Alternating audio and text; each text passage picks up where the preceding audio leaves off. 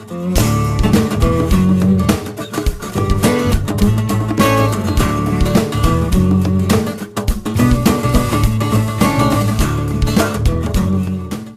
don't come to a thing if you say, let's all get together and talk about how to set better expectations. But if you say, come and learn how to resolve conflict, they go, we're there, because they understand conflict. So if you're resolving conflict, the way that you look at conflict, first of all, first thing you have to do is you hive it within its context, right? Who are we, right? Where are we, right? I mean, there are things that you end up knowing. Then you jump to the issue of what's the issue, question. What are the interests? What are our options? And you pick a solution, okay? If you are changing instead to dealing with expectation setting, whoa, let's see that again, Karen. I think something, oh, and here it comes. We saw those, right? That's how you do it when you're resolving a conflict, and when you're setting expectations, those puppies flip, okay? Because then you're talking about who are we, where are we. Then what you talk about is we have a whole lot of questions within graduate education that we're going to have to solve for ourselves as we move through this. You know, I'm a new student, you're a new faculty member, whatever. There are questions that are going to arise over our relationship and over my time in graduate school with you. What are the things that we want to make sure get met while we're going through? It's not about this instant question. It's about that, you know, somebody might say, you know, in my graduate education, I want to make sure I have time to get involved in extracurricular activities. Or it might say, you know, I've got a family and I really want to make sure that, that their needs are met in this.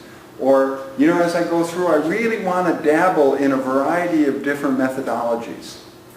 Those are the interests that you can talk about before you ever get to what the questions are.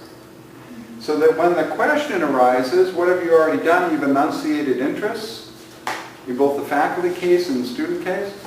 You now take them to the specific issue. You say, given our interests in the specific question that we now face, what are the options we have and what's the decision that we can make? Right? And if you do it in this order, guess what? It stops conflict from ever happening in the first place. Because you've gotten clear as to what are the questions that we are going to face and what are the interests that we're bringing to those questions, right? We're out to get clear early so that we make sure that we avoid conflict ever happening.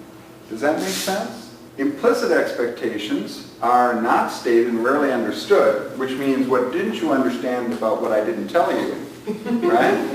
Or what part of my silence didn't you understand? Why didn't you read my mind? Right? Exactly. The Vulcan mind meld, you know? So the problem is we all have implicit expectations, and that's the problem, right? Because if they're implicit, how do I get to know them, right?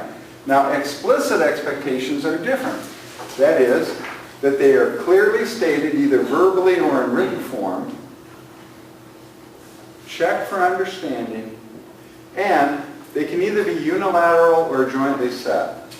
Now, this is where sometimes students want to shove us out on the plank of the pirate ship and push us over the side. Because they say, well, John, but isn't this about us, you know, doing a better job balancing the power of faculty and students? And we have told them, like Karen told us all from the beginning, some things are not going to shift.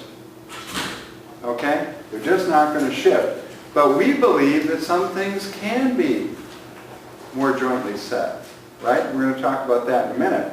But unilateral is okay as long as it's explicit. All implicit expectations are unilateral because they're only in my mind and I haven't shared them with you.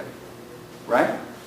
So one of the things that we've done is, and I'm assuming that some of you have got this in your graduate programs, is there should be a graduate program handbook that explains what the expectations are of the graduate program, of the faculty, of a dissertation, of a committee, of a comprehensive exam, and those sorts of things. So it's clearly written down, and you know what you'll be held accountable for.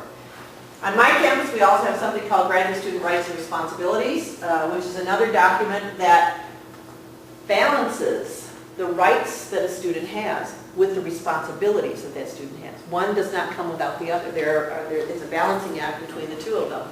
And we have some collective bargaining agreements or unions on our campus that also have agreements that would cover some of those others. We also have individual faculty mentoring other faculty, mentoring their own students, and there may be group meetings, individual advising. We have faculty who have clear statements of expectation.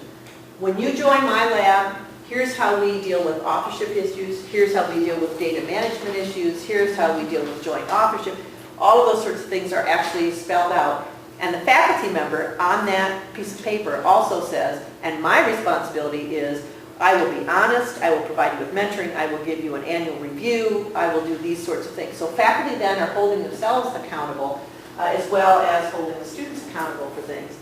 And one of the one of the approaches that we've taken is to come up with a graduate handbook template that covers all of the major areas in any of our graduate programs. We've given them to our 100 graduate departments and said, you figure out what you need to say about each of these topics so that the students have in their hands or on the web what those expectations are. So there's no guessing. Every summer, in fact, just before I came here on Tuesday, I sent out an email to everybody on our campus in the graduate programs and said, here are the 5 policy changes that Michigan State has established over this past year through academic governance. You need to make sure that these are reflected in your graduate handbook. So every summer, our graduate handbooks are updated with all the new information from the university, as well as whatever new information they may have in their graduate programs.